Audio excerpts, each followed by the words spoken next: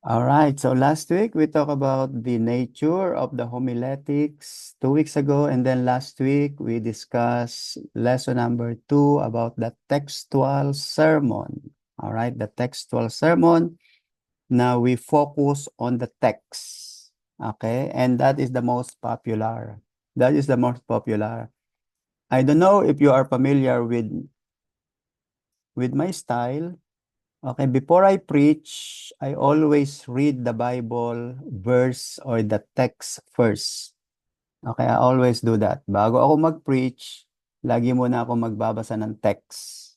And then, pagkabasa ng text, minsan, mauna muna ako mag-pray bago magbasa ng text. O minsan naman, pagkabasa ng text, tsaka ako magpe-pray.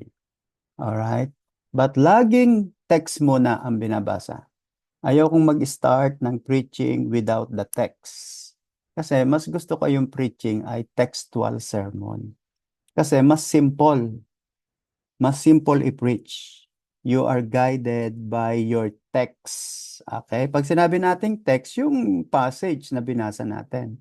Now, this is another one. Another very beautiful style in preaching is expository sermon. Alright? Itong expository sermon, ginagamit ko din to. Alright? Sabi dito, introduction. Expository sermon expounds the meaning and truth contained in a particular passage of Scripture. To expound means to set forth a matter in detail. Okay, so meron kang binasa, tapos may i-expound ka dun sa binasa mo. Alright, hindi mo i-expound yung buong text kasi that is textual sermon. Pero itong expository, meron kang i-expose dito. Okay? This sermon brings out the truth which is often hidden beneath the words on the page. So meron diyang hindi nakikita ng iba, hindi nanonotice ng iba, and then magugulat na lang yung iba. Oh, yung pala ibig sabihin nun. That's the reaction of the people. And you need guidance of the Holy Spirit para makita mo yung hidden na yon. This sermon, sabi nga, brings out the truth which is often hidden. And then you may take a book of the Bible and explain the meaning of it, chapter by chapter, verse by verse, phrase by phrase, word by word, explaining the significance and truth as you do. I will give you an example later. Thus, over a period of years, your congregation will become familiar with every part of the Bible and be exposed to all the truth of their enrichment and spiritual equipping. All right, so according to our materials, okay, so one way of doing this is your midweek fellowship. Halimbawa, if you have a midweek fellowship, okay, let us say, bukod pa sa Sunday, kasi hindi ka lang naman Sunday nagtuturo eh. Hindi lang naman tayo nagpe-preach on Sunday. Alright? Nagpe-preach ka din on Wednesday. Nagpe-preach ka din during the midweek fellowship. O kaya nagpe-preach ka din during Bible study. So yung Bible study, sermon din yon. Okay, preaching din yon. Kasi akala natin ang sermon Sunday lang. Sermon is preaching, proclamation of the Word of God. So when you proclaim, you are doing preaching, you are doing sermon. Kasi akala natin, sermon, nangangaral, nangangaral. Okay, pero the meaning of this is you are proclaiming the Word of God.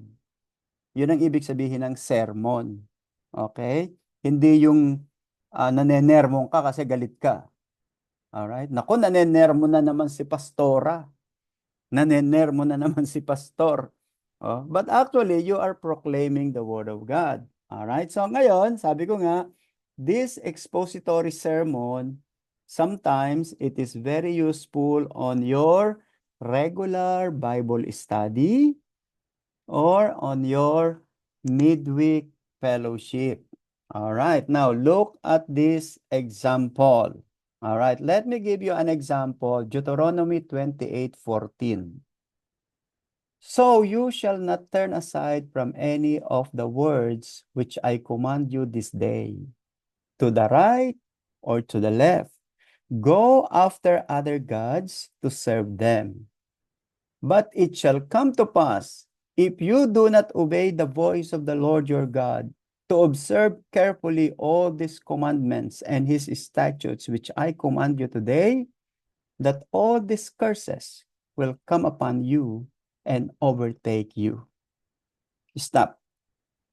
You will notice na ito ang na-neglect ng mga Old Testament priests. Yung Old Testament priests at yung Old Testament teachers, na-neglect nila na if you will not obey all this commandment, pag hindi mo, kasi anong nangyari, do you remember in our study of Old Testament, ang mga Israelites, masyado silang concerned sa animal offerings, animal sacrifices. Akala nila yung animal sacrifices, enough na yun para matuwa si Yahweh. Kailangan perfect yung animals, kailangan maganda yung animals, kailangan puti, walang bahid, walang ganito. Akala nila yon. Pero totoo yon. Totoo yon. Kaya lang, huwag mong ini-neglect yung obedience to the Word of God. Yun ang na-neglect nila. At ang sabi ni God, all these curses will come upon you and overtake you. Okay? So, i-expose mo ngayon. That is expository. I-expose mo yung nane-neglect ng mga tao. Minsan kasi akala nila, ito na, di ba may mga tinatawag tayong, sino ba dito nagda-drive? Okay, kung kayo ay nagda-drive, kung kayo ay nagbibabike, meron tayong tinatawag na blind spot. Di ba? Ay, hindi ko nakita yun ah. Di ba ganun tayo pag nagda-drive? Yung mga naa-aksidente, naku, hindi ko nakita yung kaliwa, meron pala akong kakaliwa, meron palang sumusunod sa likod ko. So ngayon, parang ganun ang scripture. Meron kang na-overlook. At yun yung trabaho natin to expose it. That's expository. Dito, sabi dito sa Deuteronomy 28:14 hanggang 15, if you do not obey the voice of the Lord your God, tapos to observe carefully all ang iyong i-expose. Yung word na all, hindi ko mo nag-offer na ng animals, okay na. Alright, so ano ang magiging consequence nun pag hindi mo inobey yung all commandment of God? Curses. Ano yung curses? Yung curses na nakamention sa buong Bible ng Torah. It will put on your head according to God. So pag narinig yan ng tao, na-expose yung truth, magkakaroon sila ng fear of God. So that is the goal of expository writing. You are not chop-chopping it, but you are telling them yung mga nane-neglect and then the consequence. All right, so another one in Jude. Look at Jude. So that's our sample Deuteronomy. In Jude, tingnan nyo sa Jude 1:3.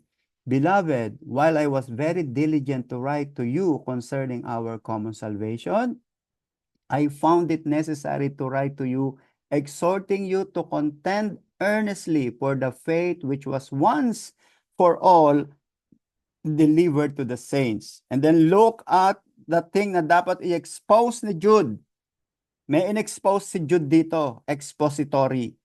For certain men have crept in unnoticed, who long ago were marked out for this condemnation, ungodly men who turned the grace of God into lewdness and deny the only Lord God and our Lord Jesus Christ. Ano ang ginawa ni ni Jude dito? In-expose niya na may pumapasok sa church, hindi natin nanonotice na ginugulo pala yung fellowship natin. Kaya ito verse 4, for certain men had crept in unnoticed. So, kumbaga sa binuksan ni Jude yung mga hindi natin nanonotice. At ang tawag natin doon ay expository. Alright? Expository. I-expose natin yon. Wawarningan ng mga kapatiran And at the same time, i-exhort sila na kailangan tayong maging obedient pala, maging ano tayo, maging discerning at maging careful pala tayo. Alright? Okay, so now you have two style of preaching. Okay, so again, ang purpose ng preaching natin is always to give exhortation. Huwag yung ang labas ay condemn. Alright? Huwag tayong magpipreach na ang labas, magko-close ka na ang dating sa tao, they are condemned. Dapat ang labas sa tao, they are blessed. Kasi na-open yung eyes nila. Na, oh, now I know. Ganon. Magkakaroon sila ng carefulness. Alright? That is the point of expository. Okay, now let's go. What are the advantages of expository preaching? It has many distinct advantages, and it is a good style to cultivate. Number one, it is biblical. It is a biblical method. Jesus himself frequently used this method. He would take a portion of the Old Testament scripture and interpret the meaning of it to his reader. All right, so tingnan nyo sa Matthew 12:13. Jesus said to the Pharisees, "Have you not read what David did?" Okay, so ibig sabihin nito, Jesus is trying to expose the true meaning of the text na nane-neglect ng mga teacher of the law. Sino yung mga teacher of the law? The Sadducees, the Pharisees. So, ang gagaling nila sa offering, pero meron silang na-neglect. Okay, at doon sila sumemplang kay Lord. Okay, hindi nila na-notice yon. So, that is our job, expository preacher.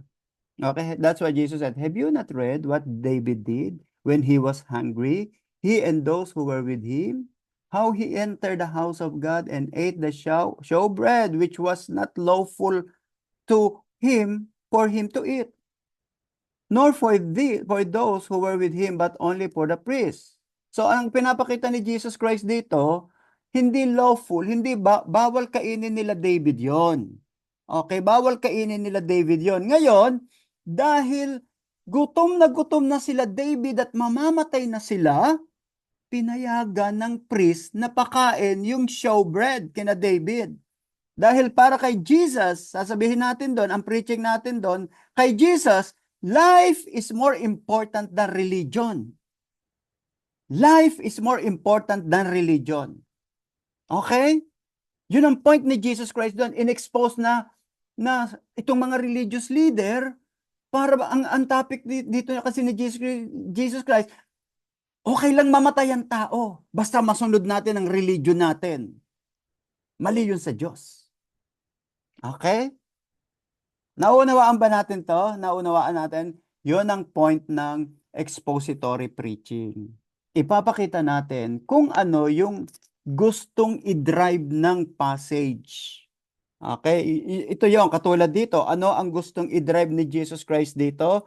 Life is more important than religious practice. Katulad niya, yung mga nagsusuicide bomber.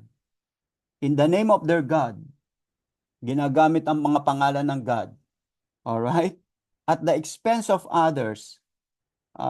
Nakakatuwa ba sa Diyos yun? Hindi pwede. So, ini-expose natin using one passage. And that is expository. Kaya kailangan naman tayo, pag nagtuturo tayo ng expository, you really need to balance. Huwag tayo magiging extreme. Ha? Kailangan balance yon. Okay, tuloy natin yung passage, verse 5. "Or have you not read in the law that on the Sabbath, the priests in the temple profane the Sabbath and are blameless? Okay? Yet, I say to you that in this place there is one greater than the temple. But if you had known what this means, I desire mercy and not sacrifice, you would not have condemned the guiltless. For the Son of Man is Lord even of the Sabbath." So this is expository. In-expose ni Lord na okay ang religion, okay magsabat, okay yung mga kaya lang, huwag niyong ini-neglect yung importance ng life, yung buhay ng tao. Okay? Hindi pwedeng, sabat ngayon, hindi pwede tayong gumanto na ganito. O, hindi ka pwedeng pumunta sa doktor kasi sabat ngayon. Eh, mamamatay na yung tao eh. nahulog ka sa balon, na hindi pwedeng saluhin yung hayop na yan kasi sabat ngayon. Yun yung sinasabi ni Lord na expository. Life is more important than religion. Okay, yun yung topic ni Jesus. Kaya nga sabi natin, it is biblical. So, babalik ka ngayon sa Bible. Babalik ka ngayon sa Bible. Hindi opinion mo yun, ha? Hindi opinion. Ibig sabihin, kailangan meron kang proof text. May proof text ka. Okay? Yung text mo ay galing sa Bible, hindi opinion mo lang. Na kung may opinion ka, you have to support it with biblical verses. Alright? Para mapatunayan mo na tama yung iyong preaching. Alright? Letter B. Peter used this method on the day of Pentecost. He took some of the Old Testament scripture referring to Prophet Joel and explained the true meaning of them to the crowd. Remember na nililibak sila ng mga tao. Yung mga nag-i-speaking in tongue na yan, na ibang salita, mga lasing yan. Alright? And then Peter used the text. So may proof text siya. Okay? Now, ano ang kailangan natin dito? Kailangan mo ng maraming knowledge sa Bible. Kaya ang sabi natin, one of the qualification ng preacher ay talagang knowledgeable in the Bible. So, anong drive natin sa atin? Anong motivation ito? We need to continue reading the scripture. Don't stop reading the Bible. Reading and reading. Para makita natin, marami tayong mga examples na pwedeng gamitin in our preaching. Alright? Katulad niyan, halimbawa, kung kayo familiar kay Joel Austin, si Joel Austin, ang dami niyang example, kaya lang minsan puro family niya, mother niya, father niya, brother niya, siya, asawa niya, anak niya. So, yun yung gusto nating i-avoid. What we want is your knowledge of the scripture. Acts chapter 2:14, Peter is standing up with the 11, raised his voice and said to them, Men of Judea and all who dwell in Jerusalem. Okay, tapos look at verse 16. But this is what was spoken by the prophet Joel. Okay, so supported by the scripture. Alright, binanggit niya talaga na ito ay fulfillment nung nakasulat sa prophet Joel. Another one, si Stephen. Stephen used this method of expository preaching in Acts chapter 7. All right. Acts chapter 7, and Stephen said, Brethren and fathers, listen. The God of glory appeared to our father Abraham when he was in Mesopotamia. So nasa ang reference ni ni Stephen dito? Acts chapter 12. Genesis chapter 12. Sa Genesis chapter 12, yun yung kanyang proof text. Yung proof text. Tapos, sabi niya, sa verse 51, bigla niyang nirebuke ang mga religious leader who were very ignorant. Very, very ignorant of the text. Okay? You stiff-necked and uncircumcised in heart and ears. You always resist the Holy Spirit as your father did, so do you. So pag pinag-aralan nyo yung preaching ni Stephen in Acts chapter 7, ipinakita niya kung papaano nire-reject ng mga Israelites ang mga prophets, sila Moses, sila Joshua, yung mga sumusunod na prophets. At tapos ikinumpare niya na kayo din, para kayong yung mga tao nung unang panahon, nire-reject ang mga servants ng God. Alright? May proof text siya. Alright? May proof text siya. Hindi siya nagsalita lang na, kayo mga suwail kayo, mga stiff-neck kayo. Alright? Kundi meron siyang pinakita. Isaiah was rejected. Moses was rejected. Jeremiah was rejected. Daniel was rejected. Sino pa? Si Ezekiel was rejected. Now, pag-reject kay Jesus, this is not surprising. Pero meron siyang proof text. So, anong tawag doon? Expository. In-expose niya yung mistake at saka misunderstanding ng tao. Okay? So, ganun tayo, ha? Ganun ang expository. Yung minsang common knowledge ng lahat, kapag yun ay mali, i-expose mo yung mali nila. Mali nila yung kanilang maling ginagawa. Again, as I have said, be sure that you can prove it to the scripture. You need to prove it from the scripture. Okay? So number one, sabi dito, it is biblical method. Number two, it produces Bible preachers and Bible-oriented congregation. So kapag ganun tayo, lagi tayong may proof text, yung mga miyembro natin ay nagiging Bible-oriented. Tumatalino sila sa Bible. Nagiging magaling sila. Okay? Kaya pag lang sinabing, ay gusto kong bumilang bahay, sasabihin agad ng ibang miyembro mo na sobrang extreme naman, anong verse yan? Gusto kong magbakasyon, anong verse yun? Okay, so be careful tayo ha. Baka para ka naman para kang yung iba parang may mga ganyang baptist eh. Anong version? Puro na lang anong version, anong version. So nagiging extreme. Pero as I've said, you need to balance your preaching. Mapahatching ka lang eh. O anong version? Anong version? All right. Okay, so sabi dito, the congregation is being filled with the Word of God. Alam niyo, kapag Word of God, ay talagang napipilled ng Holy Spirit. Acts chapter 17:11. These were more, these were more fair-minded than those in Thessalonica. Ito daw yung mga Berean. Mga Bereans were more fair-minded than those in Thessalonica in that they received the word with all readiness and searched the scripture daily to find out whether these things were so. Therefore, many of them believe, and also not in few of the Greeks prominent women as well. All right? So ito yung nagiging resulta ng mga yung pagpipreach natin ng may proof text. Okay, yung expository. Alright, ayun, katulad niyan, yung, kababalikan ko kayo, bigyan ko kayo ng sample, ano? Bakit ang pangalan ng Israel ay naging Palestine? Alright, bakit na yung Palestine ngayon dyan? Wala namang Palestine. Kailan nagsimula yung Palestine na yan? Ngayon, anong magiging trabaho ni preacher, ni pastor? Mag-aaral ka ngayon ng research. So, tingnan mo sa Wikipedia, tingnan mo sa research, paano nga ba nagkaroon ng Palestine? Wala namang Palestine sa Bible. Alright? So, anong gagawin mo? Magre-research ka ngayon. Then, ipoproof mo sa Biblia na mali yung Palestine. Susuportahan mo yung sabi mo, yung teaching mo na hindi talaga ito Palestine. Dahil wala sa Bible na ang bansang to ay tinawag na Palestine. Kailan nagsimula yung Palestine?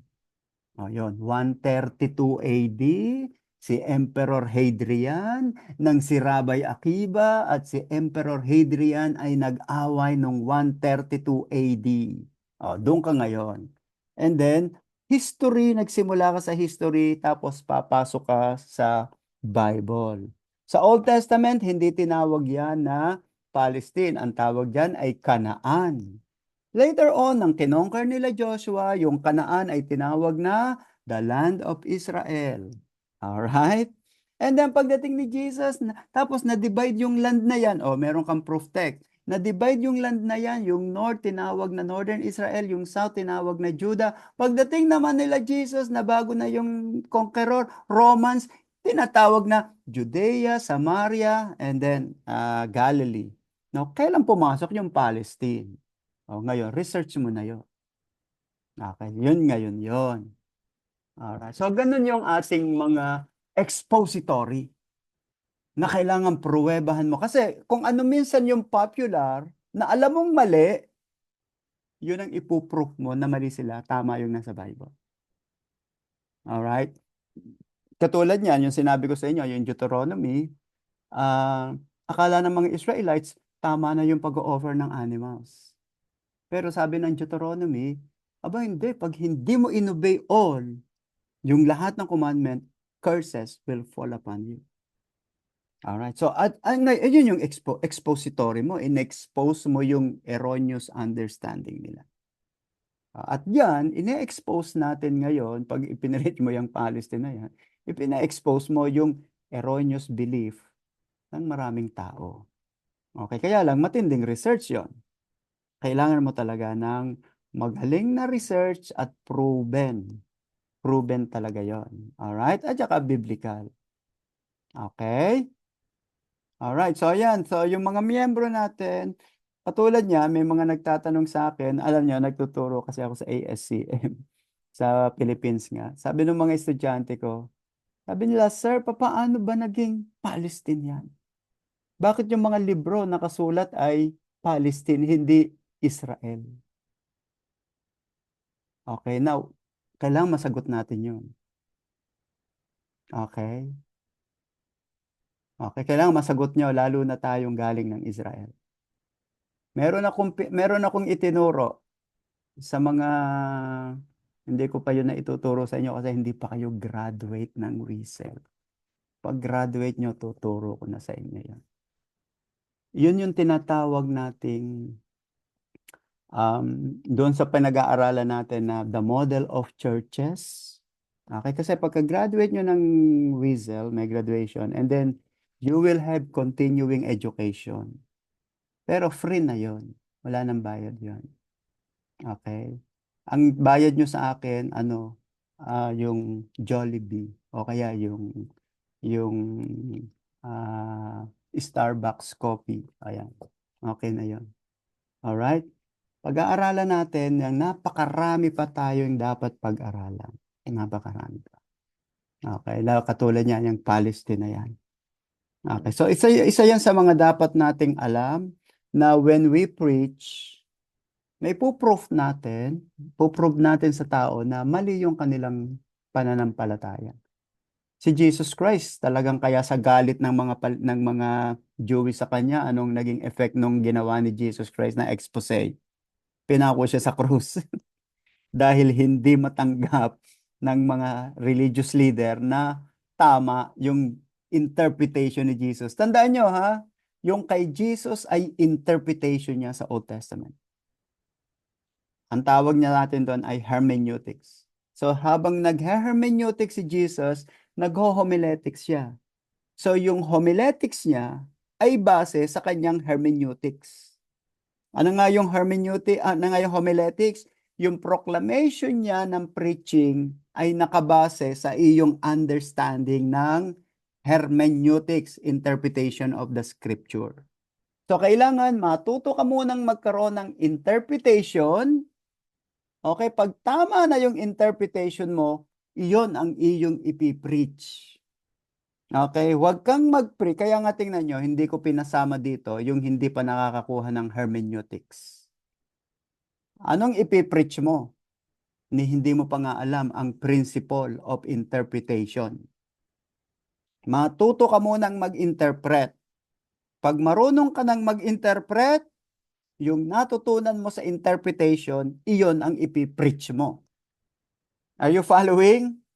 Ganon ang principle. Ganon ang principle. Kaya itong whistle na ginagawa natin, yung mapansin nyo, sinimulan natin sa Old and New Testament. Ang tawag natin doon ay biblical theology. Okay, biblical theology. Okay, huwag niyong kalilimutan yun, ha? Old and New Testament biblical theology. Pagkatapos ng biblical theology, kailangan natin ng Christian theology. Ang Christian theology, iyan ay theology nating mga Protestant. Lahat tayong Protestant, meron tayong Christian theology. Bakit tayong Protestant lang ay pare-pareho? Kasi ang Catholic may sariling Catholic theology. Iba ang paniwala nila sa salvation, iba ang paniwala niya kay Mary, iba ang paniwala nila sa tradisyon. Kaya tayong Protestante, regardless of denomination, Pentecostal, Baptist, Methodist, iisa ang ating belief. Only one Savior and Trinity. Pero ang Catholic, meron pa silang Savior. Aside from Jesus, meron pa. Sino? Virgin Mary. Tayo hindi naniniwala doon. Paano naman tong Mormon at Jehovah's Witnesses at Iglesia ni Cristo at itong si Kibuloy? Meron din silang sarili nilang Christian theology nila. Kung tawagin nila ay systematic theology. Alright? So, dun sa ating systematic theology, naandyan din yung hermeneutics at saka itong ating homiletics. Kaya tayong mga Christian, ang pinipreach natin ay kung ano lamang yung natutunan natin sa Bible. Hindi tayo lumalabas doon. Samantalang ang Catholic, meron silang tradition, meron silang Virgin Mary, meron silang idols, na lahat natin yon, inignore natin yon. Okay? Kaya ibang-iba yung systematic theology natin sa systematic theology nila. Ano yung pangatlo na pinaka-importante din? Pangatlo ay ethics. Ethics. Okay, sulat nyo ha. Huwag nyo kalilimutan nyo. Number one, biblical theology based on Bible. Number two, systematic theology based on our Christian belief. And number three is ethics. Ethics is your attitude, your personality, yung pagkatao mo. Kaya nga ang tanong natin, bakit Christian yan pero ganyan ang pagkatao niya? Ayan, yun yung tinatanong natin, di ba? Christian yan, bakit ganyan ang kanyang pagkatao? Sinungaling pa rin. Gambling lord pa rin. Mahilig pa rin tumaya sa loto. Manloloko pa rin. Kasi walang etiketa. Kaya tatlo ang ating importanteng matututunan at yan yung pinag-aralan natin sa buong systematic, sa WESEL. Number one, yung ating biblical theology. Number two is systematic theology. And number three is Christian ethics. Mapapansin nyo ba ang Roman Catholic? They call themselves Christians, pero they don't live with holiness. And yet, they call themselves Christians. Okay? Ganon din ang ibang religion. Okay, ganon din ang ibang religion. Hindi lang Catholic yan. Okay, Iglesia ni Cristo. Alam mo ba ang Iglesia ni Cristo, bago sila pumasok sa simbahan, sige, magsigarilyo na kayo dyan sa labas. Tapos, wag na kayong papasok sa loob ng naninigarilyo. Sa labas ng simbahan, pwede manigarilyo. Pero sa loob, bawal. Okay? Ganon ang kanilang systematic theology. Bakit? Kasi mali yung biblical theology. Kaya tuloy, walang etiketa. Are you following? Ganon tayo. Alright? Kaya hindi dapat nagkakalayo yung tatlo na yon. Biblical theology, systematic theology, o Christian theology. Number three is ethics, Christian ethics. Okay. So, eto tayo ngayon. Let's go to number three. Okay, nakakatatlo na tayo ng advantage kung bakit kailangan ng expository. Kasi ang purpose natin sa expository ay i-expose yung nane-neglect, yung mali na akala ng iba tama. So, number one, biblical. Number two, it produces a Bible preacher and Bible-oriented congregation. And number three, it invites the Holy Spirit reinforcement. So yung mga miyembro mo, lalo tuloy nagiging empowered ng Holy Spirit. The more Bible content we preach, the more of the Spirit's anointing there will be upon the proclamation. The Holy Spirit delights to confirm the Word of God. He does so many times with signs and wonders in Mark 16:20. And they went out and preached everywhere, the Lord working with them and confirming the word through the accompanying signs. Amen. So ngayon, dahil focus tayo sa Word of God, focus tayo sa biblical, ina-anoint ka ng Holy Spirit. Sinusuportahan ng Holy Spirit yung preaching mo. Okay, hindi lang ikaw ang nagwo-work. Ang Holy Spirit nagwo-work din. Alright? So when you preach, God gives you anointing, and then when the people listen, the Holy Spirit gives them wisdom and understanding. Kaya dalawa, sinabi ko nga, di ba, in the beginning of our introduction, ang Holy Spirit ina-anoint ang preacher para ma-deliver ang tama. Tapos ang Holy Spirit ina-anoint yung listener para maunawaan niya yung preaching nung pastor o nung teacher. At yan yung it invites Holy Spirit reinforcement. Kaya nga ang prayer natin, di ba, lagi kong sabi ko sa inyo, huwag ka lang magpe-pray na, Lord, give me anointing. Half lang yon. Kundi give me anointing and give the listeners anointing. Para maunawaan nila at ako naman mai-preach ko ng tama at simple. Alright? Alam nyo, pag ikay nakapreach na sa harapan, minsan mawawala ka pag hindi ka guided nung preaching mo. Okay? The same thing with the lesson, yun sa mga Bible study, kaya maraming takot magturo ng Bible. Dahil baka daw sila'y tanungin sila ng tanungin. Tandaan nyo ha, hindi lahat ay nagtatanong. Okay? Huwag kayong matatakot dun sa magtatanong. Kasi kung ikaw naman ay sincere, na andyan ang Holy Spirit, the Holy Spirit will give you wisdom. Alright? Kaya hindi tayo kaya yun nga it invites Holy Spirit reinforcement. Okay? And number 4, it encourages deeper interest in the Bible. Mas lalo ngayong nagkakaroon ng interest, ikaw at yung mga members na magkaroon ng understanding sa Bible. The more of the Bible you share with people, the more hungry they become. They will soon begin to study it for themselves at deeper level. Their lives will be transformed and will be strengthened and reinforced by the Word of God. Alam nyo, when I was in Saudi Arabia, sa Saudi Arabia kasi nung nandun pa ako, masyadong biblical yung church na inatinan ko. Hindi ako galing ako sa ibang church. Napaka-biblical nila. So I was encouraged to read more. Hindi talaga ako tumitigil sa karere dahil very biblical yung naririnig ko. Okay?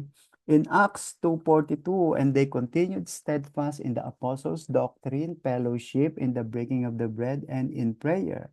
Then fear came upon every soul, and many wonders and signs were done through the apostles. Now all who who believed were together and had all things in common and sold their possession and goods and divided them among all as anyone had been. Okay, now my question to you. Okay, yung nakakaalam pwedeng sumagot. Ang sabi ng Seventh-day Adventist, dapat tayo mag-worship lang sa Sabado. Kasi pag ikaw ay nag-worship ng Sunday, hindi mo alam, tinatatakan ka na ng Antichrist, ng 666. Kaya lahat ng nag-a-attend ng Sunday service ay may 666 na hindi nila alam. Narinig nyo na ba yon?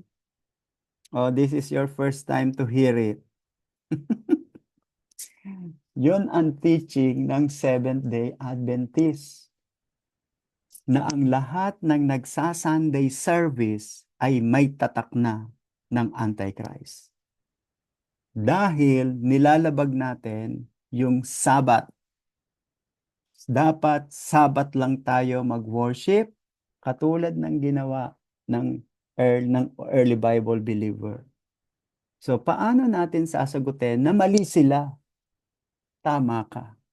So that's one way of expository teaching. Okay, may binabanggit sa Bible, meron tayong binabanggit dito, they continued steadfastly in apostles' doctrine and fellowship, in breaking of the bread, and in prayer. Ngayon, hindi nakasulat dito yung aking and they continued daily. Di ba nabanggit sa Bible yon? Daily. Nag-gather sila daily. So, ibig sabihin, hindi lang Saturday sila nag-aaral, kundi nag-aaral sila at nagse-service sila daily. Eh bakit wala naman sa kanilang tatak ng 666? So, yun yung expose na i-expose mo yung maling teaching na yun. Okay? I hope naunawaan nyo to, no? Itong pinag-aaralan natin. Kaya nga sabi dito, they continued steadfastly. Alright? At sa ibang verses, kung itutuloy nyo yan, hindi ko pala naisama dito. And they continued to in Acts chapter, makikita nyo sa Acts chapter 4.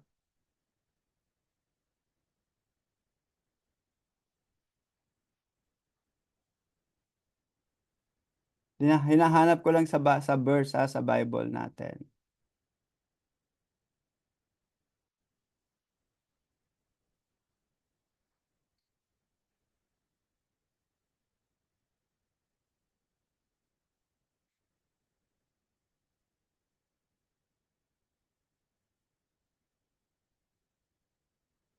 Acts 2:46, nakasulat sa Acts 2:46. Okay? Sabi dun sa Acts 2:46, and they continued daily. Tingnan nyo yung Acts nyo. Okay? Hindi kasi nakasulat dito eh. Sa Acts chapter 2:46, nakat pala yun. And they continued daily. Nakita nyo ba? Every day po. Every day? O ibig Yeah, sabihin, every day, every day. nagpe-fellowship sila. Yeah. So mali yung sabi ng mga Sabadista na dapat Saturday lang tayo mag-gather. Okay. Alam niyo kung bakit? Kasi yung mother ko Sabadista. Eh, na born again na siya. Alright, bago siya kunin ni Lord. At hanggang ngayon, ganyan pa rin ang preaching ng mga Seventh-day Adventists. Kailangan Saturday tayo mag-gather kasi Saturday is a Sabbath day. It's a day of rest, it's a day of worship. And yet the Bible itself said, no, they don't gather on Saturday only. They gather daily, every day. Okay, so yun yung expository. In-expose mo yung tamang dapat gawin natin at yung maling belief nila. Okay. I hope you understand this kung ano talaga yung goal ng expository. Kaya nga maganda yung expository eh. Ini-expose mo yung mali, itinatama mo yung, tapos ina-affirm mo yung tama. Okay? Mali yan, ito ang tama. So ito ang ating susundin. Okay? Now, supported by the scripture. Supported by the scripture yon. Hindi lamang yun yung opinion ko. Hindi mo pwedeng sasabihin, I believe, I believe. Huwag ganon. Hindi mo pwedeng sabihin, I believe. Otherwise, opinion mo lang yon. Dapat, ang sagot lagi natin, according to the scripture. Meron tayong proof text. May proof text tayo. Alright? Okay. Alright, so eto ngayon, suggested procedure. Okay, letter A. Carefully chose an appropriate passage scripture. Alam nyo, ang hirap maghanap. Okay, bigyan kita ng...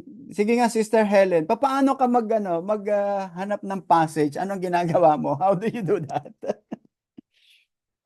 Ano, Pastor, talagang, scan ko talaga Bible. Bible, di ba? Minsan, mag-pray. Pray. Pray, Pray. Lord, reveal. Help me, Lord.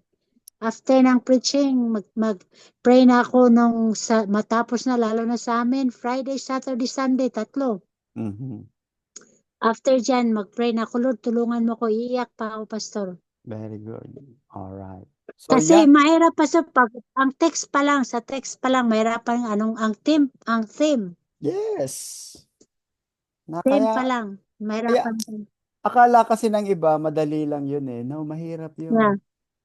di Mahirap basta-basta. yun. Lalo na kapag Kasi magtuturo ka na grabe hindi ang pala yung accountability. message. Correct. Accountability kasi, Pastor. Kaya oo, Mm. di basta-basta. Magtuturo, hindi ba, halimbawa, magtuturo ka, hindi pala yun ang message ni Lord. Nakon, totoo. Oh.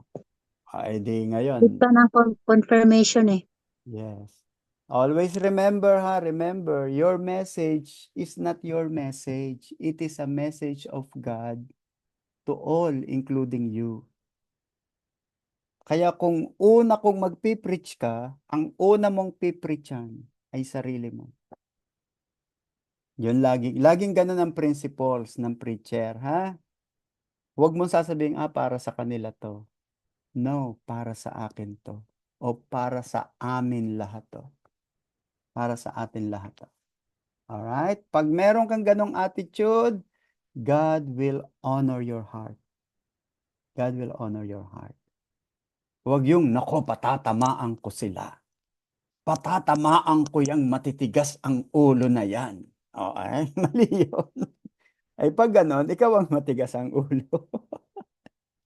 So be careful in carrying the word of God. Para huwag tayong parang yung mga friend ni Job. 'Di ba? 'Di ba yung mga friend ni Job pinagre-rebuke ni Lord? Sabi ng Lord kay doon sa friend ni Job, "You did not present me properly.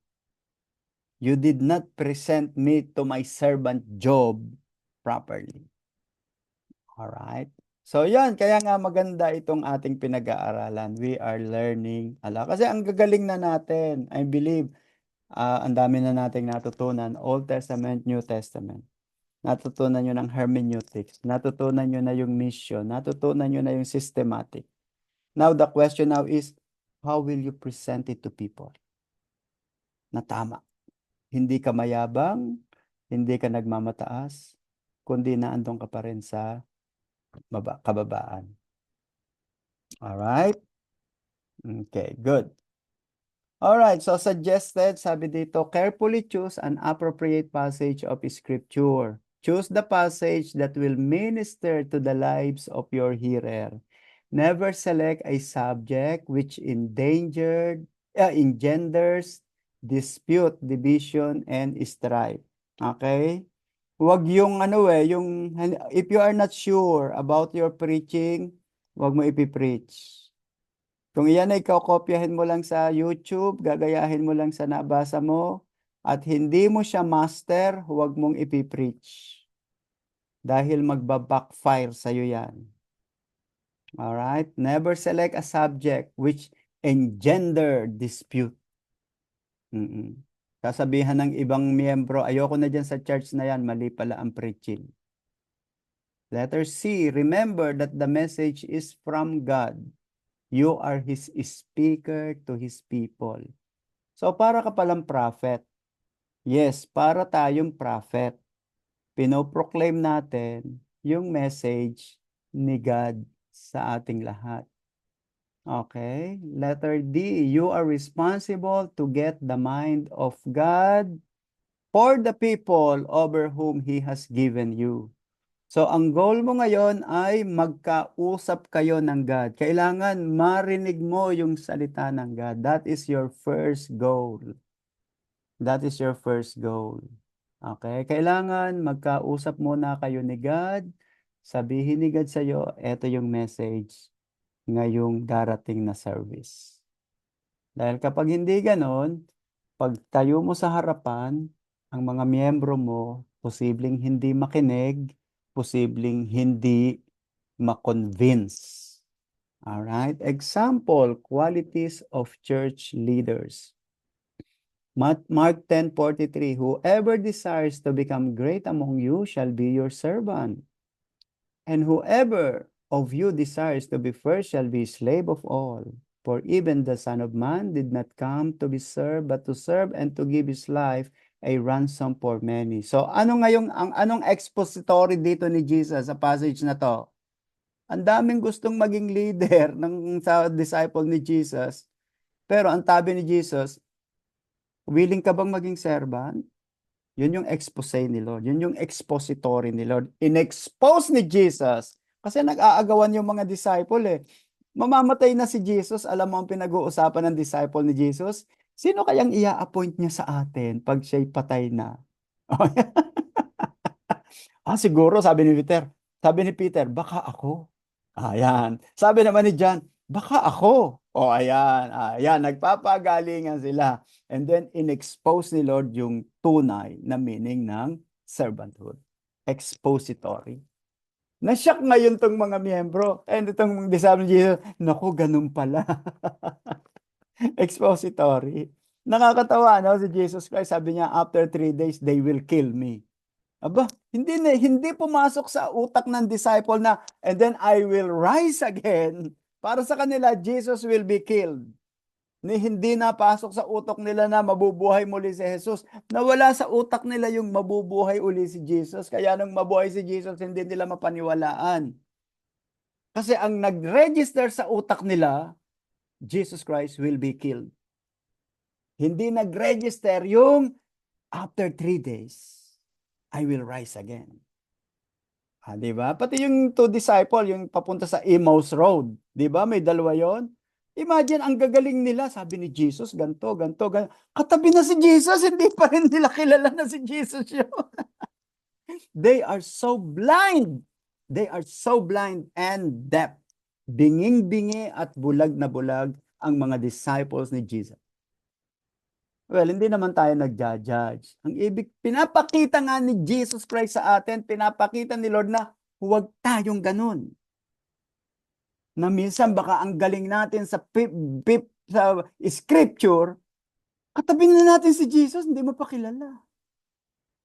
Nagsasalita na sa iyo, hindi mo pa rin nare-recognize. Ayun yun. Kaya, expository. Di ba? Expository. Alright? Kaya sabi ni Jesus Christ, gusto nyo bang maging leader? Sasabihin ni Peter siguro, Jesus, I nominate myself to replace your position. Tapos sabi ni John, no, I nominate myself. Sabi ni Jesus, whoever desires to be servant, to be great, let him be your servant. So nabaliktad ngayon yung utak ni Jesus. Ay, ganun pala. If you want to be great, be servant. And if you will serve, you will be great. Ayan, baliktad. Expository. Expository. Alright? Okay, then, seek a theme relevant to the people's present situation. Letter A, God always has present truth that He wants to speak to His people. Okay, so laging gano'n, present truth, present truth. Katulad namin, katatapos lang ng election. Okay, bago mag-election, yung mga preaching namin related, may connection sa election. Ngayon naman, we have a new leader, we have a new president. Anong pe-preach namin? It may cause division, it may cause anxiety. So ano ang pe-preach mo? Para ma-encourage ang tao at hindi magkaroon ng fear. Ganyan. Katulad din ngayon, anong situation sa Israel? Laging may bombing, laging may ganito. So ano ang dapat nating i-preach? Yun yung present truth. Okay, kung ano yung nangaganap, focus tayo doon. Ang purpose natin ay ano ang message ni God? Palakasin ang pananampalataya, ma-encourage ang tao, hindi matakot. Kung matatakot, sige, umuwi ka na lamang. Ganon. Di ba, may message na ganon si Lord? Lahat ng natatakot, sabi niya kay Gideon, lahat ng mga tatakot, sige, umalis na sa gyera. Bumalik sa kanilang bahay. Okay? And out of thousands ilang natira? 300 lang. And within the 300, God moves mightily. Alright, so that is expose. Expose. So salvation, tapos letter C, it is sometimes a useful exercise. Letter B, it is essential that this specific word of truth is ministered to the congregation.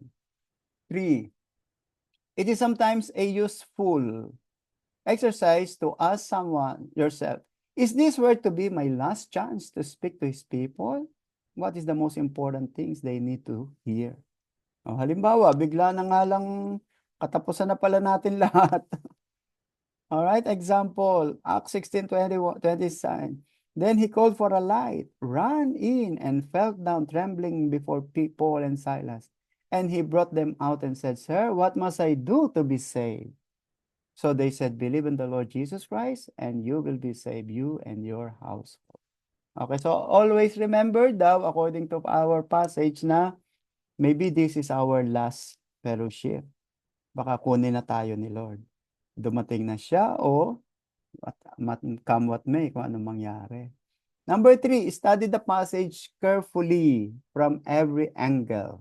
Read it through several times, then study it carefully, verse by verse. Try to read other reference books. Keep your mind open and alert. to the Holy Spirit to glean whatever thought He may share with you.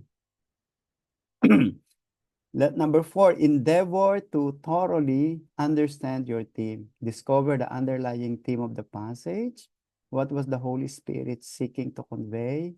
What is it that God would say to His people through this? Kaya nga, di ba, I always tell you na lagi ka dapat may notebook. Pag biglang may nag-flash sa utak mo, sulat agad para hindi mo makalimutan. Huwag mo nang sabihin na, o sige, mamaya isusulat ko. Kasi makakalimutan mo agad yun. Sa dami ng ating iniisip. Alam nyo kahapon, we just went to the hospital.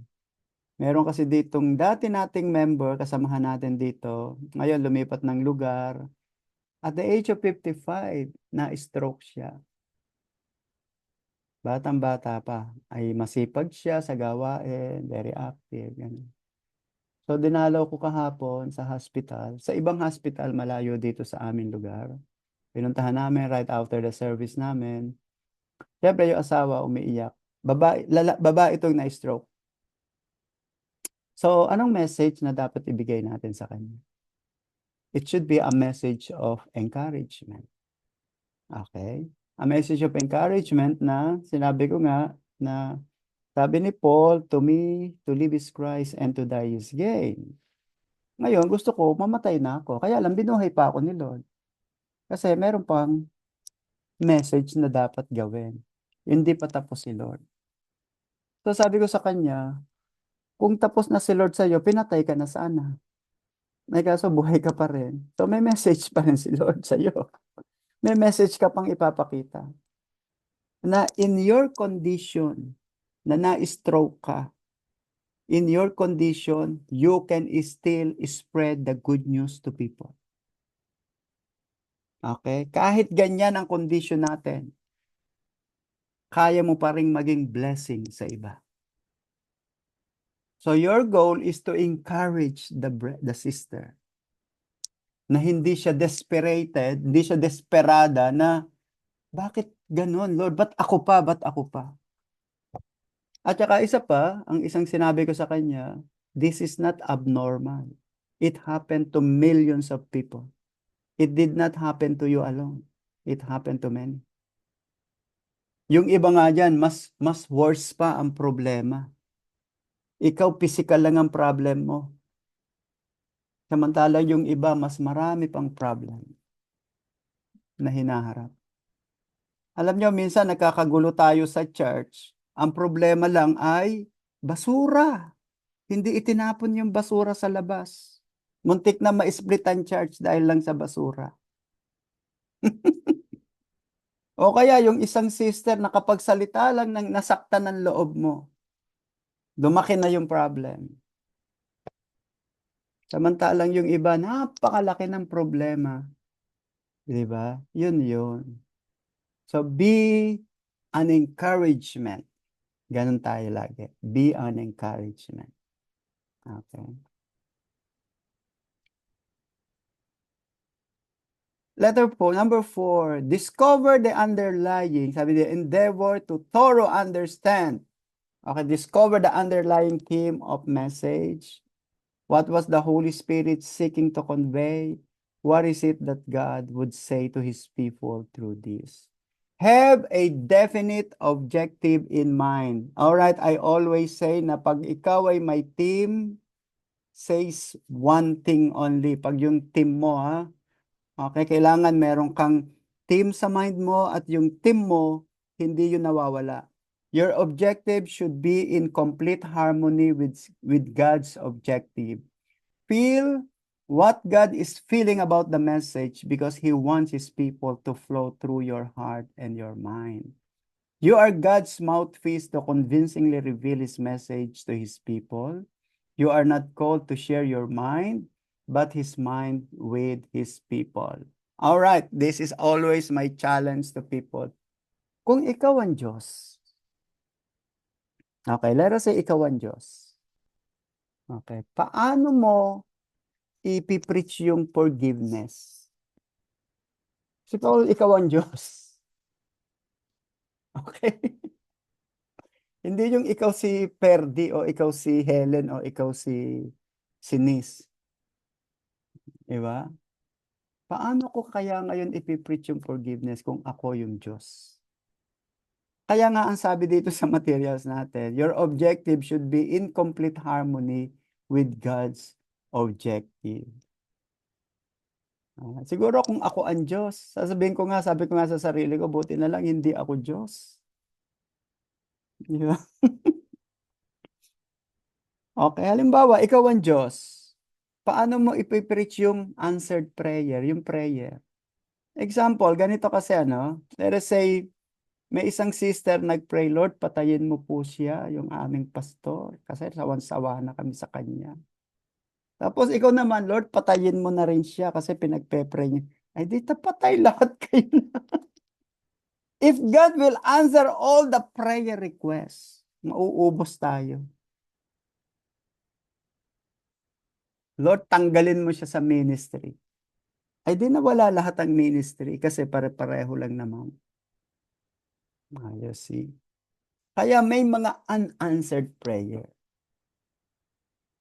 Okay? Kaya balance, ibabalance mo yon yung ganon. Kaya nga sabi ko nga, if God will answer all the prayer requests, wala, mauubos ang tao, mamamatay tayo lahat. At ganon din, if God will answer all your prayers, wala, baka sa impyerno ka mapapunta. Sa impyerno tayo mapapapunta if God will answer all our prayer requests. Buti na lang. Sabi ko sa sarili ko, buti na lang hindi ako Diyos. At buti na lang hindi ka Diyos. Alright? Kasi baka sa isang galit lang natin, patayin agad natin yung mga kinaiinisan nating tao. Alright? So, ayan yung ibig sabihin natin dito, have a definite objective in mind, complete harmony with God's objective. Okay, feel what God is feeling. You are God's mouthpiece. You are called not to share your own mind, but God's mind. Number 6 is speak from your own experience. To speak the truth, it should be something which God has worked out in your own life first. No man can convincingly preach a born-again experience unless he has experienced it himself. Preacher is required to practice his message, a living example of all preachers. Okay. That's the mistake of many preachers. Okay, they preach something that they don't practice. At diyan bumagsak ang mga Sadducees and Pharisees kay Jesus. Sabi ni Jesus Christ sa Matthew 24, 23, di ba? Sabi niya sa mga tao, obey what they say, but don't do what they do. Kasi hindi naman nila pinapamuhay yung kanilang preaching. So, speak from your own experience. So, anong experience mo? Experience mo kay God. Yung experience mo kay God. Kasi yun yung pinakamagandang testimony. Make it meaningful. Be sure that the scripture becomes clear to your listener. Always endeavor to make your subject simple. Don't make your message complicated that their audience understand a little what they hear. Remember this, the simpler, the better. Kaya ang preaching natin, pag kayo magpi-preach, especially in front, let us say nakatayo na tayo, ang prayer ko lagi, Lord, make the message simple. Make the message simple. Kasi you don't have to pretend na ang dami mong alam. Okay, kailangan simple. Very simple dahil pag simple, mauunawaan ng tao lahat yon. Okay? Number 8, make it practical. Okay, apply. Show the practical application for your message. Make your conclusion abundantly clear. Make practical suggestions as to how the people may respond to God's call. Alam nyo, minsan ang audience nyo, katulad namin dito, example ako, ang audience namin very diverse. Meron kaming miyembro na taga-Africa. May member kami na taga mga itim, dito taga Bronx. May member kami na taga China, Chinese. May member kami na mga Latino. Tapos mga Pilipino. Okay. Tapos mga young people. So diverse ngayon yung ano, paano mo ang gagawin na lahat to mag-i-impact sa kanila. Hindi lang sa isang community, sa isang Pilipino lang. Dapat may impact to sa lahat ng mga diverse audience. So now you need the Word of God talaga. Kasi Word of God transcends all culture and all people. Alright? So yun yung sinabi natin, yung complete reliance natin sa Panginoon.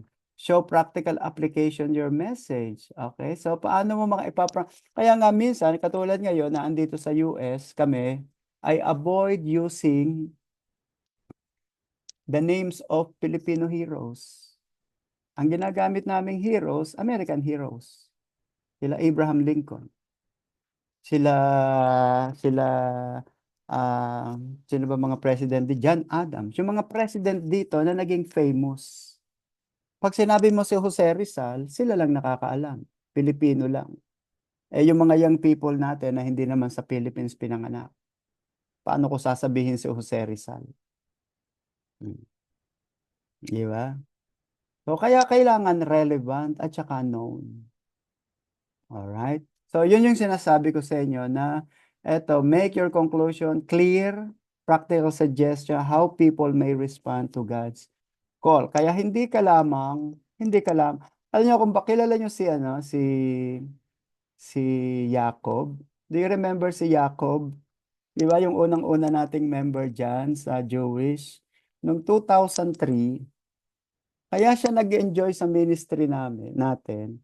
Lagi niyang nariringgan yung preaching ko na ginagamit ko sila Maimonides, yun sila Ramban diyan. Tapos yung mga yung month ng pangalan ng mga calendar, yung mga dates using Jewish terminology. Nag-enjoy siya, natutuwa siya dahil Filipinos knows a Jewish culture. Kaya siya nag-stay. Kaya nag-stay yan nun. Okay, tapos nakikipag-usap ako sa kanya. Okay, so it means ang goal natin ay paano natin sila mako-convince at paano sila ma-encourage. Okay, na hindi sila na-out of the group. Okay, out of the group. Okay, so ngayon, ganun din. Ganun ang gagawin natin. So, kailangan broad yung isip natin na ang audience mo ay marami, diverse. That's why you need reliance from God. Para si God, kilala lahat ni God yan eh. Eh tayo, hindi natin alam. So, kay God ka ngayon aasa. Sa Kanya ka ngayon aasa para yung diversity of your audience ay ma-reach through ng message. Alright. Natatawa nga ako, sasabihin ni Jacob pa na, oh, yung si he knows, sila, kasi kilala ko sila Ramban, kilala ko sila Binma, yung kanilang mga scholars, kasi binabasa ko nung araw eh. So, nababanggit ko yun sa mga preaching. Natutuwa siya, tuwan-tuwa siya nun. Alright? And for sure, kapag narinig yan ng ating mga audience na, ano, mako-convince nyo sila. Okay? Hanggang kailan ba nagpatuloy diyan si Jacob? The last time na nakita ko siya diyan ay 2018, 19. Patay na po siya, Pastor. Oo nga eh, 'di ba namatay na, imagine. 18, 19, nandiyan pa, nakilala pa siya ng mga pastor natin from US dahil namatay ba siya ng pandemic, Sister Nish? Hindi po. Sa katandaan lang, beta po. Sa Sa katandaan beta lang. po siya. Tapos na Alzheimer na siya. Wala na siyang kilala. Kahit nag-visit si Pastor Alan sa kanya. Okay. Nanligaw yata sa yun, Helen, 'di ba? Niligawan ka yata nun, Sister Helen, nung araw eh. Hindi ah, Kayo ni Elsie, di ba? hindi ah. Hindi Gusto ba? naman. Hindi ah. Nung unang Pastor. panahon tayo magkakasama, 2003, 2004. Hindi pastor ah. Akala ko ikaw ang niligawan nun. O si Hindi po. Elsie eh. Praise Si God. Elsie yata, si Elsie. O si Ate Seni? Ewan ko, Pastor, di ko na ano yan. Do you remember si Seni? Sino Yeah, nakakaalala yeah, kay Ate Seni? yeah, yeah. Yeah, Yeah, I remember. I heard she's Fidelity. pastoring a church in Fairview. Ganun. Ah, okay. Pero sa LC po, sa LC. Sa LC, nasa Quezon City din. Mm. May church din sila. Alright. So, you see, so, eto tayo. Oh, meron tayong mga memories, meron tayong mga ministry na continue. Yeah. Alright. Okay, so, let's continue. Matatapos na tayo. So, let's have an example. Ito, the parable of the soil. Dito sa parable of the soil na to, makita natin, I'm sure you are very, very familiar with this. Okay? So, i-expose natin sa parable of the soil. Okay? We will not read this. I'm sure alam nyo na to. Why are many people hearing the word of God but there is no real changes and transformation in their lives? Okay? Ang purpose ng parable of the soil ay ipakita ni Jesus na hindi lahat ng nakikinig ng word of God ay nagbe-bear ng fruits. Okay? In-expose ni Jesus ang tatlong reason bakit hindi nagbe-bear ng fruits. Kasi sa apat na yon, isa lamang ang nag-bear ng fruit. So pinapakita dito ni Jesus na sa apat na audience ng Bible, isa lamang ang nagbe-bear ng fruit. Tatlo hindi. Expose ni Lord yon. Expose yon. Ano-ano yung mga body of message, wayside, because of satanic influence. So, ibig sabihin, may mga nakikinig na nakikipamatok pa rin kay Satanas. Hindi talaga magbe-bear ng fruits yun. Number 2, stony heart. Hard and stony heart. Ipanapakita ni Lord dito na may nakikinig nga, pero matigas pa rin ang puso, hindi lumalambot. Number 3, thorny heart. Worldly desire choke the word of God. Kaya hindi siya nakakapamunga kasi yung puso niya punong-puno ng sanlibutan. Okay, so tatlo ang dahilan kung bakit hindi namumunga, sabi ni Jesus. Number 1, may satanic influence pa rin sa buhay. Number 2, masyadong matigas ang puso. Number 3, masyado pa rin makasanlibutan. Pag ganyan ang attitude ng tao, hindi talaga makakapamunga. Now, sino lang yung namumunga? Isa lamang, good heart. At yung good heart na yon, for sure makakapamunga yon. Sabi ni Jesus, expose ni Lord yon. In-expose mo na sino sa atin ngayon ang hindi namumunga. Baka may demonic ka pa rin, baka matigas pa rin ang puso mo, baka naman masyado kang worldly. Pag ganyan ang attitude mo, kahit magsimba ka ng magsimba, hindi ka pa rin makakapamunga. Now, baguhin mo, kailangan maging good heart. Conclusion. So, dapat makinig, dapat mag-study, dapat may action. Okay? And then God will increase your fruits. So, expose ni Lord yon na walang kaalam-alaman tao. Akala nila, common nakinig, okay na. Common nagsimba, okay na. Alright? So, hindi pala yung pa-attendance ang basis ni Lord doon. At ang basis ni Lord doon, yung bunga. Alright? Gathering relevant materials. What have I heard or read on this subject? Example, in the parable of soil, begin to stir up your memory. What has the Holy Spirit ever shown me on this subject? From journal, notebook, or video, maybe God has given you some interesting thoughts and insight on this very theme. So minsan, makinig kayo sa ibang preaching, tapos, gumawa ka ng sarili mong preaching. Huwag mong gagayahin yung preaching niya. Alright? Okay lang yon. Kaya nga may mga research. Okay? Number 3, what have I ever observed that relates to this theme? Try to recall incidents from your experience which illustrates some aspect of truth you are now considering. Example, why am I not bearing fruits in the past? So, gamin mo yung experience mo. Okay, yung first 5 years ko sa Christian church, yan, hindi ako nagbunga. Bakit kaya hindi ako nagbunga noon? Ba't ang tagal-tagal ko kayang nag-burn ng fruit? Ba't ang tagal-tagal kong lumago? Eh kasi nga, mali ka eh. Na meron ka pang satanic influence noon. Nagro-rosary ka pa, nag-spirit of the glass ka pa. Ayan, nagpapahula ka pa. O, yan. Kaya tuloy, hindi ka namunga. Alright.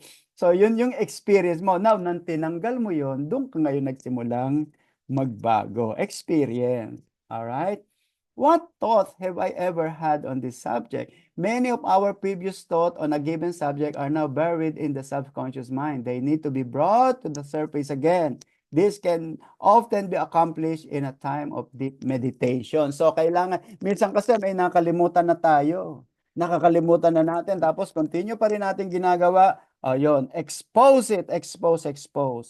Who or what can I consult on this subject? Okay.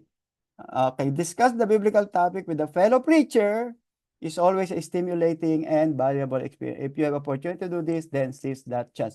Itong ginagawa natin ngayon, itong whistle natin, tingnan nyo, naaalala mo yung, ganun ako, kaya hindi. Bakit iba ka ngayon? Comparing 5 years ago, 10 years ago. Kasi nakita mo, may pagbabago talaga. May transformation. Alright? Preparation of your materials. Be open-minded about it. Put aside your preconceived ideas on the subject. Huwag mong sasabing, wala ng pag-asa yan, wala ng pag-asa yan. Okay, open. Investigate it thoroughly. Analyze the passage and do this with your mind open to the Holy Spirit for new revelation from God. Alam nyo naman, ang Holy Spirit, lagi talaga yan nagbibigay ng new revelation. Do some original thinking about it. Do not be afraid to have some original thought. Trust the Holy Spirit to illuminate your mind. Alam nyo, marami kaming preacher dito sa New York. Okay, minsan ang ginagawa ko, ito, pinreach ko to 10 years ago. Pag-aralan mo, then preach it again. Okay, ang gagawin niya, wow, ang gaganda na revelation niya. Mas maganda pa sa preaching ko. You see? Ganon kasi, kaya sharing. Pero with the help of the Holy Spirit, they can receive more revelation, fresh revelation. Okay, number 4, approach it. Okay, approach it creatively. Your preaching ministry should be aimed at releasing this creative ability from God into the lives of your hearers. Kailangan maging creative ka. Creative in a sense na you will do something nakakaiba. New creativity. Posibleng very creative ka sa pagpe-present sa PowerPoint o very creative ka sa paggagawa ng examples. Okay? Huwag mong gagayahin yung iba. Kung pwede, lampasan mo pa yung kanilang nagawa. Yan ang purpose ng writings, yan ang purpose ng study. Okay? Madagdagan mo at malampasan mo pa yung alam ng iba. Siyempre, hindi yung pagyayabang, kundi for the glory of God. Yun ang goal lagi natin. Treat it constructively. You are a laborer together with God, involved in constructing something, not destroying it. Your task is to build up the body of Christ. Para bang yung nagawa na, palakihin mo pa. Katulad niyan, yung Temple of Jerusalem. Tingnan nyo, ang Temple of Jerusalem, itinayo yan nila Haga, yung second temple. Nang sa panahon ni Herod, pinalaki niya, pinaganda niya. Mas maganda tuloy. So, ganun ang sinasabi ko dun sa sinasabi kong magpipreach. O, ibibigay ko yung content ko sa iyo, then pagandahin mo katulad ng ginawa ni Herod. Mas malaki, mas maganda, mas new revelation. Pero wag ka magiging katulad ni Herod, manatili kang katulad ni Jesus. Study it comparatively. Scripture must be compared with Scripture. It must always be interpreted within the total context of the Bible. This demands a maturity of understanding in the whole. Kaya nga tingnan nyo, ano ang unang pinag-aralan natin sa whistle? Old Testament. Pagkatapos, New Testament. Pagkatapos, hermeneutics. Systematic. Huling-huli itong homiletics. Kasi itong homiletics, ito na yung summary ng lahat ng napag-aralan natin.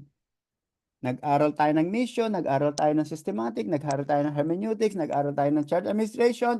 Pag pipreach mo, combine na lahat yon. Okay?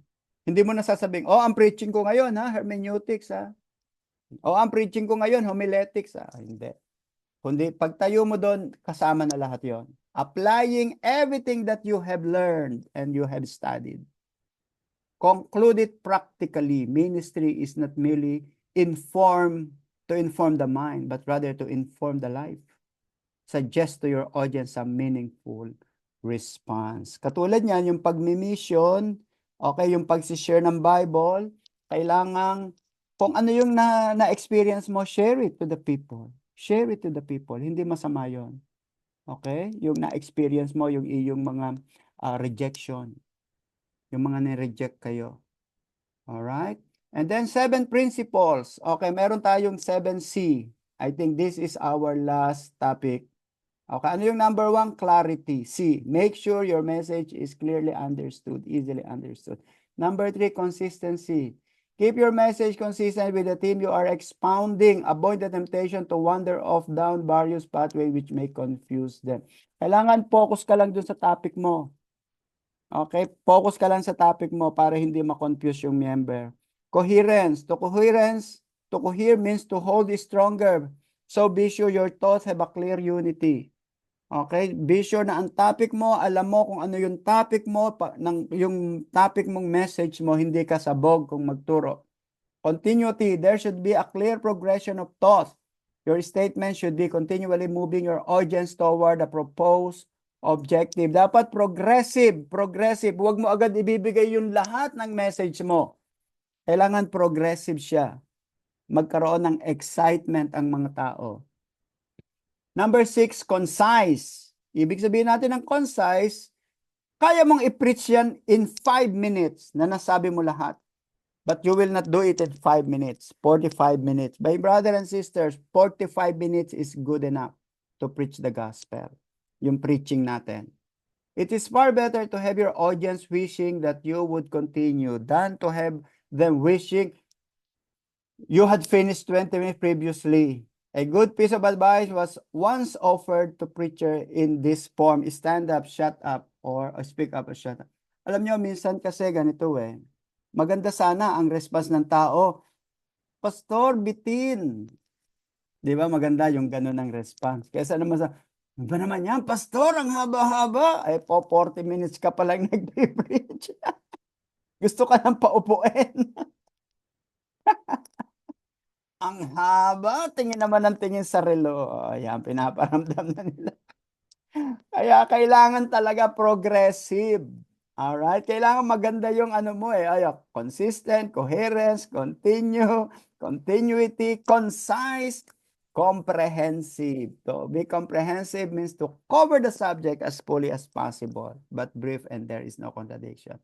Try to balance the two. And letter number 7, conclusive. Here is the most important point. The desired conclusion should dominate your mind from the commencement. You should be moving directly toward it.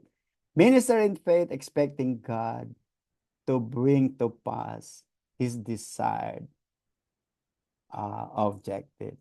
All right. Okay, my sisters. Once you are there, nandun na kayo. All right. All right. The more you teach, the more you learn. Laging ganun ang prinsipyo nyo. Okay, ganun ang prinsipyo. Kung gusto mong dumami ang alam mo, matuto ka magturo. Dahil hindi ka mag-grow pag ikaw ay hindi magtuturo. I will say that again. Hindi ka mag-grow pag hindi ka magtuturo. Mananatili kang bonsai hirer. Pastor, ayaw po akong pagturuin. Siguro hindi ka mapagkatiwalaan. Kaya hindi ka mapagturuin. Alam nyo, may mga discernment ang mga pastors at pastora. Hindi yan pwedeng magbigay sa iyo kung hindi ka niya mapagkakatiwalaan. Magtitiwala ka ba magpapadala ka ba ng pera sa alam mong magnanakaw? Sa alam mong, uuwi ako sa Pilipinas. Sinong gusto magpadala? Hindi mo alam lagi palang nagloloko. So, ganun din tayo. Alright? Kailangan ma-approve mo muna sa Lord. Kasi yung mga pastor natin, hindi mga bulag yan. Nag-o-observe yan. Tinitingnan din yan kung sino yung pwede nilang trusted, gano'n. Okay, so kailangan kayo bilang ano, na papaano ito personal kong experience. Okay, bibigyan ko kayo ng sample and I would like to share with you. Alam nyo, na-born again ako sa Saudi Arabia. Tapos na ako'y nasa Saudi Arabia, ang hilig ko lang mag-share ng Bible dun sa kaibigan kong optometrist. So, nag-share ako, nag-a-attend ako ng church, tapos nag-share ako dun sa optometrist na kaibigan ko na gustong-gusto niya na nag-sharean kami. Hanggang nadala ko siya sa church. Tapos, ang ginawa nitong si Dr. Ben, isinare niya yung sinishare ko sa kanya sa friend niyang optometrist din. Naging 3 na kami. Tapos, ako, nag-share pa rin sa iba. Naging 4 kami, 5, naging small group kami. Bible study, kami-kami lang. Share, share, share lang. Tapos, nadala ko sila sa church. Tapos, share kami, kaming 5, dumami kami, na kaming 5, dumami kami. Naging 10 kami, naging 5, ganyan. Wala akong kaalam-alam na inoobserbahan pala ako ng mga leaders namin. Ang ginawa nila, in-appoint nila akong head ng evangelism ministry. Sa Riyadh to, sa Riyadh, Saudi Arabia. That was 1990s, before ako maging Israelita. Alright? So, kasi share namin, nakapagtayo kami ng siguro 7 Bible study groups. Tapos, alam niyo ang ginawa? Tinanggal ako dun sa church at nagtayo kami ng isang church. Ako yung naging pastor nung 7 na yon na Bible study. Kasi ang grupo namin sa Saudi Arabia, 11, we have 7 sectors. Ako yung naging head ng sector 7. Dahil lang sa kasi share ko lang ng gano'n. Wala akong kaalam-alam na inoobserbahan ako, gano'n, gano'n. Gano'n lang yon. Kailangan mo kasing, yung unaware ka, you don't have any other goal or motive. You just want to share the gospel. At alam niyo kung bakit ako napapunta dyan sa Israel? Nagpunta ako ng Israel para lang mag-aral talaga. Mag-aaral lang ako dyan ng master. Tapos uuwi ako sa Philippines after 2 years at magtuturo ako sa Bible sa seminary. Yun ang Asian Seminary na ngayon ay nagtuturo ako. Ngayon yung grupo natin dyan, dumami. Ang unang-una ko ng Bible study dyan si Ate Peming eh. Si Peming, di ba? Kilala mo pa rin yun. Kami lang 2. Tapos si Peming, in-invite si isa, yung isa, dumami, hanggang naging 10 kami, naging 15, naging 30 na kami, nag-tower na kami. Sila pa nga nagsabi na, Rabbi, tawag nila sa akin, Rabbi, bakit hindi tayo mag-rent dyan sa tower? Kinausap ko yung tower. Pumayag sila. $100 lang ang aming rent noon per meeting. Sabi ko, kaya ba nating rentahan doon? Oo, kaya. Ayun na, dumami na ng dumami. So this is only personal initiative. Kasi pag tama yung gusto mong gawin kay Lord, God will bless you. Okay, God will really bless you. And for sure, some of you had experienced it. Your goal is just to do what is right in the eyes of the Lord. Lagi kang magsimula saan? Start with 1. And then alagaan mo yon. Huwag mong pababayaan. Hanggang maging 2, 3, 4. Kasi God will bless you. God will bless your ministry. Okay, and then you apply yung pinag-aralan nyo. I-apply mo yung expository, apply mo yung textual. At as I have said, start with textual. Textual kasi yun nga, yung John 3:16, Matthew 6:33, yung lahat ng memory verse nyo, doon kayo magsimula sa pagtuturo. Okay, then pag-aralan mong mabuti yung memory verse mo at doon mo simulan ang pag-share ng Bible. Okay, practice yourself. Kasi pag pinractice mo ang sarili mo kasi share ng share ng share, later on, ang galing-galing mo na mag-preach sa isang tao. Okay? And then, magiging 2, 3, magkakaroon ka ngayon ng self-confidence. Hindi ka na ngayon takot, hindi ka nagda-doubt, baka ganito, baka ganito, baka ganito. No. Once na ikaw ay nakakonvince, nakapagdala ng 1, 2, 3, 4, it means God can trust you. God can trust you. Alright? Let's close it in prayer. Father, we thank you for tonight. Thank you for your goodness. Thank you for your blessing. I pray, Lord, that your servants will continue to serve you with humility, with righteousness, with holiness in their hearts. Lord, use them. Use these people, oh God. Use them. And help them, Lord, na open their eyes na makita nila kung sino yung mga unbeliever na gagamitin nila. Huwag tayong lumapit doon sa mga believer na maghanap tayo ng unbeliever na masishare natin, na aalagaan natin. Aalagaan namin, Lord, na sila'y bibigyan mo ng anointing at yung sinisharean din nila ay magkakaroon ng anointing para magkaunawaan sila at sila'y magkakaroon ng fruit of the Holy Spirit sa iyo, Panginoon. Lord, help them, bless them, Lord, anoint them with the power of the Holy Spirit. And Lord, we know na apart from you, we are nothing. So Lord, I thank you that you will use these people to preach the gospel to all nations. We give you honor and praises in Jesus' name. Amen and amen.